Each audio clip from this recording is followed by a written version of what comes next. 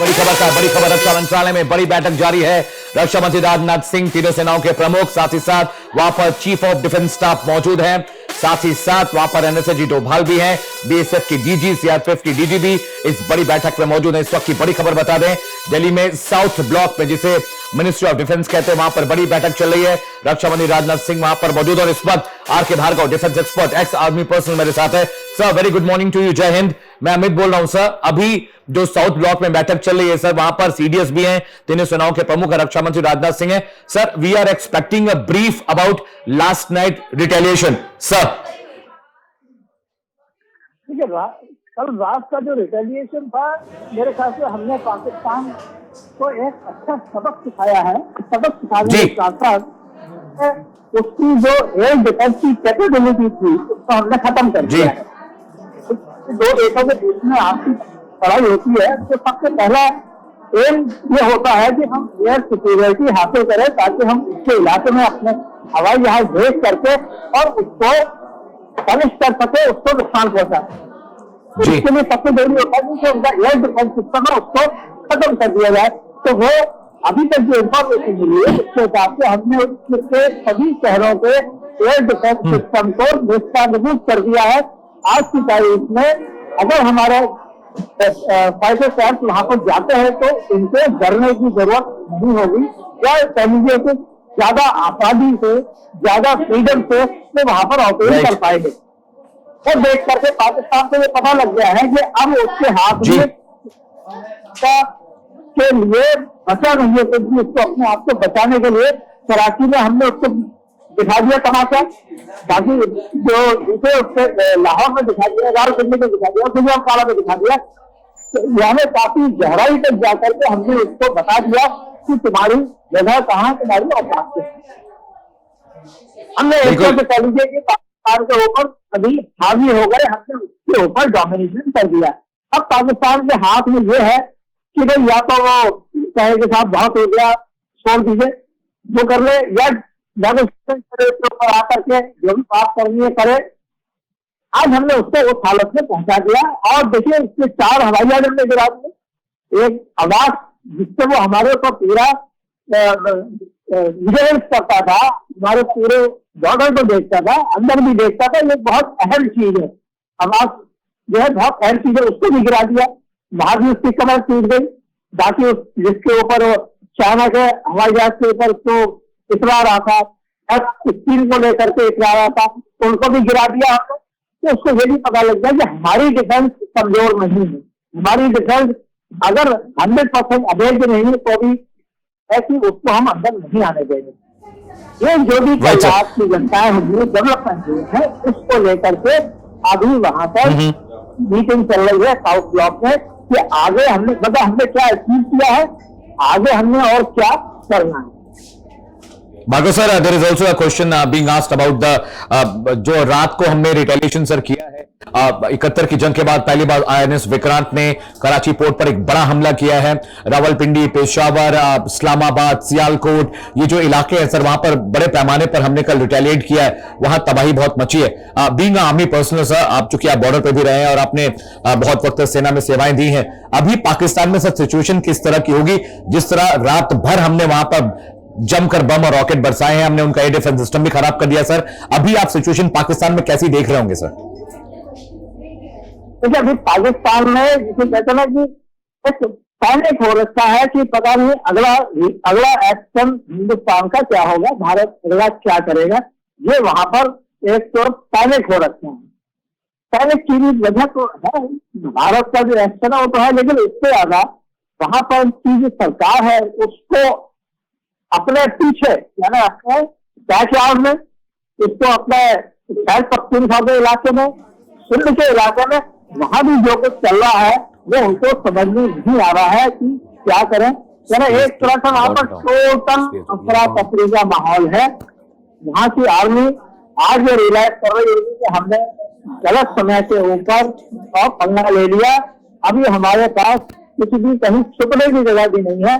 इनके ऊपर वो टर्की, अजरबैजान, चाइना से चलता था कि शायद हमारी मदद को आ जाएंगे, वो भी अभी पीछे रुके हुए हैं। कोई भी आगे आकर के खुल करके मत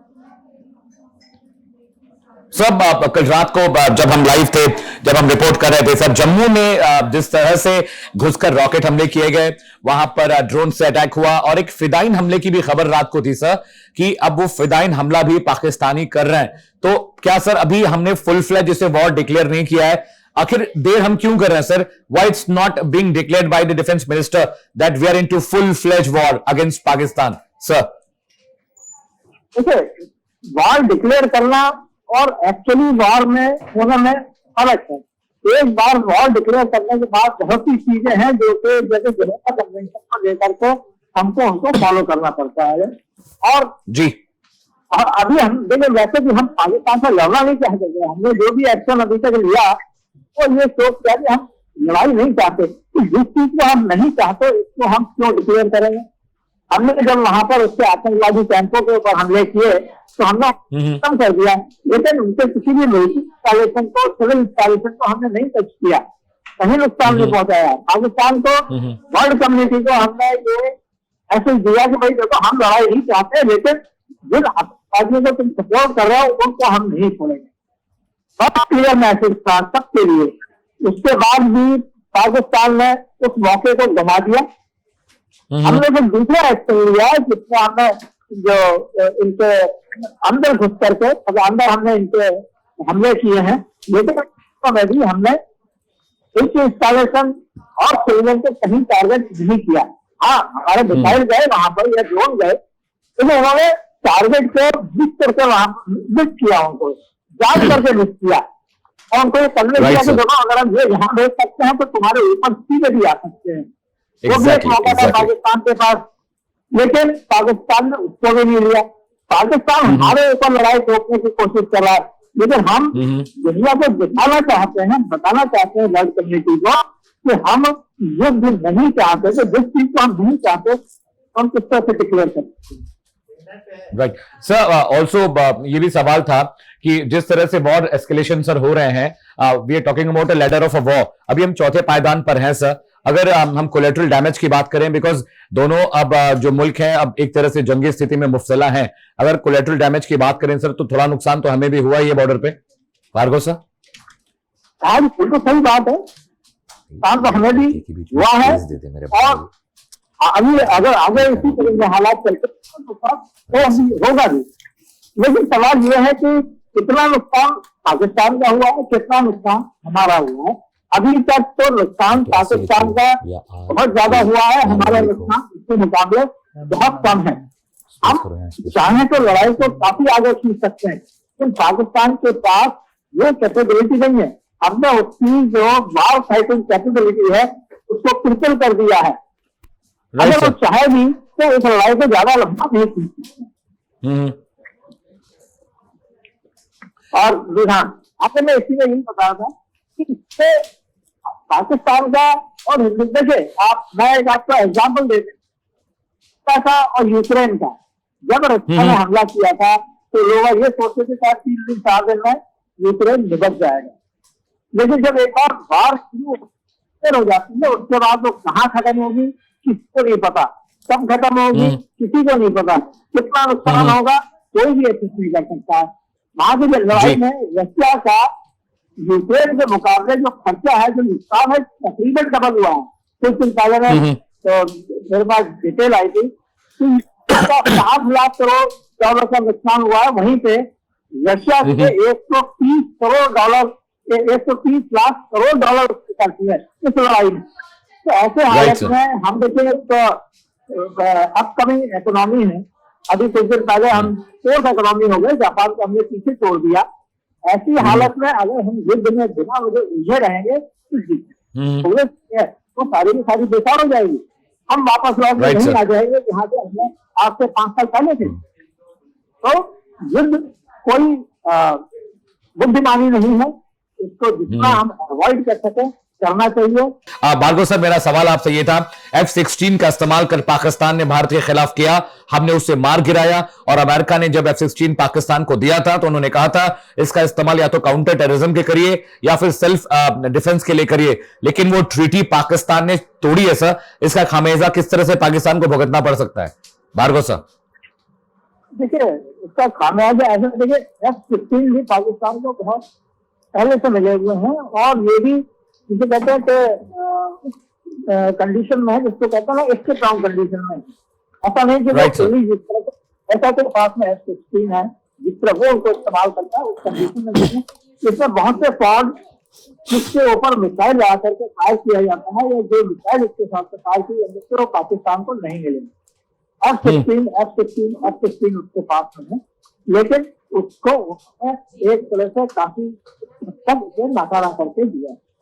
तो F-16 का उसने पाकिस्तान के ऊपर बैन भी किया था, हालांकि मुझे ये नहीं समझ में आता कि वहां मिशन से लड़ने के लिए या आतंकियों से लड़ने के लिए F-16 क्या करेगा। F-16 को बैन करके उनके ऊपर हमले हो सकते हैं नहीं, लेकिन उस समय के हालात दूसरे थे। अमेरिका पाकिस्तान को हर तरह की मदद कर रहा था, क्यों? क्योंकि अफगानिस्तान में अमेरिका उलझा हुआ था, इसलिए उसने मदद की। लेकिन उसने ये लगा दिया था कि इसका इस्तेमाल हिंदुस्तान के खिलाफ नहीं है। आज उसने ये इस्तेमाल कर दिया, इससे पहले भी अभिनंदन के टाइम में भी उसने इस्तेमाल किया था। तो ठीक है, अभी जो अमेरिका ने क्या एक्शन लेता है वो अमेरिका के ऊपर है।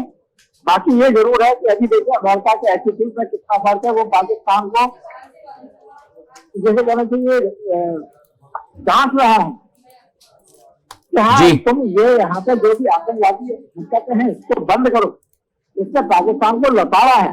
तो ये डिफरेंस है। अमेरिका जो अभी कल पुर्जे लिए देना बंद कर दे कि भाई ये हम नहीं देते, इसको तुम जो भी हमारा कॉन्ट्रैक्ट है वो 20 हिंदुस्तान इसका इस्तेमाल किया, इसलिए हम आपको इसके पास नहीं हो सकता बैन लगा दिया। ठीक है, बिल्कुल बिल्कुल सर, जो आप जो कह रहे हैं the point is very important कि F-16 के जो मिसाइल्स और आर्म्स एम्युनिशन और आर्सेनल की आप बात कर रहे हैं सर। एक सवाल और भी है कि अब जैसलमेर में भी एक अलर्ट आया है कि जैसलमेर में हवाई हमले हो सकते हैं। जो बॉर्डर का इलाका है पंजाब का सर, वहां पर हवाई हमले होने की आशंका माफ कीजिएगा लगातार बनी हुई है। और सर मैं आपको ये समझना चाह रहा हूं कि क्या यहां से पाकिस्तान रुकेगा, क्योंकि अमेरिका ने भी कल रात को बहुत सख्त लहजे में पाकिस्तान को कहा है कि आप जिस तरह का एक्ट ऑफ वॉर कर रहे हैं ये नाकाबिले बर्दाश्त है, अगर ये प्रक्रिया नहीं रुकती है तो अमेरिका भी पाकिस्तान के खिलाफ कार्रवाई कर सकता है। सर ये सिर्फ एक बयान भर है या आपको लगता है कि जिस तरह के डिप्लोमेटिक रिलेशन इंडिया और अमेरिका के हैं there has to be something to be done to Pakistan, या सिर्फ ये बातचीत चल रही है, बयानबाजी है सर? एक कहानी है ना कि ये कहिए पाकिस्तान आज की तारीख में एक डूबता हुआ जहाज है। वो डूबता हुआ, उधर से बलूचिस्तान का प्रेशर है, इधर से अफगानिस्तान के जो पख्तून है उनका प्रेशर है, फिर आफत है इवन पंजाब में, जो पाकिस्तान का पंजाब है वहां के जो पंजाबी हैं वो भी खिलाफ है। उस पंजाब से जहां पर की आर्मी के जवान जहां से आते हैं वो भी खिलाफ है। पाकिस्तान बिखर रहा है। अब ऐसे हालत में कोई भी कंट्री पाकिस्तान के साथ जाएगा या उस देश के साथ में जाएगा जो कि उभरती हुई ताकत है, बल्कि उभरती नहीं बल्कि बन चुकी है ताकत। आज हम चौथी अगर इकोनॉमी है, आज हम टेक्नोलॉजिकली इतने एडवांस हो गए हैं कि कोई भी कंट्री हमें साथ में लेना पसंद करती पाकिस्तान को। तो इसलिए पाकिस्तान के साथ जाकर के अमेरिका खड़ा होना पसंद नहीं करेगा, वो हमारे साथ खड़ा होना पसंद करेगा। हालांकि देखिए रीजनल राइवलरी चलेंगी, चाइना के साथ भी होगी, अमेरिका के साथ भी होगी। अमेरिका एक ट्रेडर कंपनी है, उसकी सारी इकोनॉमी जो वो हथियार बेचता है उसके ऊपर है। लेकिन आज की तारीख में हमने अमेरिका को इससे दूर रखा है क्योंकि हमने अपने प्रोडक्ट शुरू कर दी है। लेकिन सत्य ये है कि दो पावरफुल कंट्री है अमेरिका और हिंदुस्तान, उसको हिंदुस्तान के बदले में पाकिस्तान का अमेरिका कभी भी चूज नहीं करेगा। ठीक है सर, अभी जो खबर लगातार सर बॉर्डर से आ रही है कि आकाश मिसाइल जो है उसकी तैनाती बढ़ा दी गई है और JF-16 जो फाइटर जेट हमने कल मार गिराया है उसे लेकर लगातार अपडेट आ रहा है। सर एक सवाल मेरा यह भी था कि इधर भारत से पाकिस्तान एक तरह से रिटेलिएशन के मोड में है, BLA से भी लगातार हमले पाकिस्तान पर हो रहे हैं और कल BLA ने पाकिस्तानी रेंजर्स को दौड़ा कर मारा है, उनकी गाड़ियों पर भी हमले हुए हैं। तो इस वक्त पाकिस्तान की सिचुएशन सर या करो या मरो जैसी हो गई है। एक तरफ वो भारत के साथ लगातार जंग के प्रैक्टिस में है, उधर BLA भी इनको मार रहा है सर, इसको कैसे देखते हैं आप? तो ऐसे देखते हैं कि विनाश काले विपरीत बुद्धि। तो ऐसा है डीएलए का जो भी आज पाकिस्तान के अंदर हो रहा है, ऐसा नहीं कि अभी 4 दिन पहले शुरू हुआ या 5 दिन पहले शुरू हुआ है। डीएलए के साथ में क्योंकि जब डीएलए ने पाकिस्तान को हाईजैक किया था तो मैं उसने अपनी ताकत दिखा दी थी कि हम ये भी कर सकते हैं। और उसके बाद भी पाकिस्तान अगर इस पर हमला करता है तो यही नहीं, देखिए मैंने जैसा ही बताया कि पाकिस्तान जगह जगह से बिखर रहा है। इधर बीएलए है, उधर जो पख्तून है वो खिलाफ है, इधर सिंध में भी अनरेस्ट है, सारी जगह को प्रॉब्लम है। वहां लेकर के यहाँ आकर के अगर इस तरह की हिमाकत करता है तो वहां के शासकों के लिए इससे निपटना बहुत सही खीर है। और हो सकता है, मैं जो कह रहा हूँ मेरा खाली असेसमेंट है, या जिसे कह लिए कि मैं सोच रहा हूँ, गलत सोच रहा हूँ, सही सोच रहा हूँ, मैं नहीं कह सकता, लेकिन हो सकता है अगले 7-8 दिन में पाकिस्तान की तख्ता पलट हो जाए वहां पर। इस हिसाब से देखिए, इमरान के सपोर्टर्स ने कहा कि हम इमरान को जेल को करके निकाल लेंगे जी। तो वो एक बड़ा क्लियर इंडिकेशन है कि वो भी वहां पर इस पोजिशन में है जहां पर कि वो निकल। और अगर एक बार इमरान खान निकल सकता है तो आज की तारीख में मुझे मौलाना मुनीर की जो हैसियत है, जो हालत है, वो कोई ऐसी नहीं है जहां उसको सपोर्ट मिलेगा। हो सकता है कोई उसके नीचे का कमांडर ही उसको हटा दे। मेरा ये एक असेसमेंट है, mind assessment, but this is the way I am thinking. ठीक है भार्गव सर, मैं आपके पास आऊंगा, माफी चाहता हूं मैं आपको बीच में रोक रहा हूं। आप फटाफट मैं अपडेट बता दूं, राजनाथ सिंह के साथ मीटिंग साउथ ब्लॉक में चल रही है, तीनों सेना के प्रमुख वहां पर हैं, साथ ही साथ वहां पर सीडीएस हैं और मनोज सिन्हा इस वक्त उरी के लिए जा रहे हैं। फारूक अब्दुल्ला साहब इज गोइंग टुवर्ड्स जम्मू। हम यहां छोटे से ब्रेक के लिए रुक रहे हैं, लेकिन ब्रेक के बाद हम जल्द लौटते हैं। भारत पाकिस्तान की जंग से जुड़ी तमाम जो तस्वीर है, तमाम अपडेट सबसे पहले आप प्राइम न्यूज पर देख रहे हैं।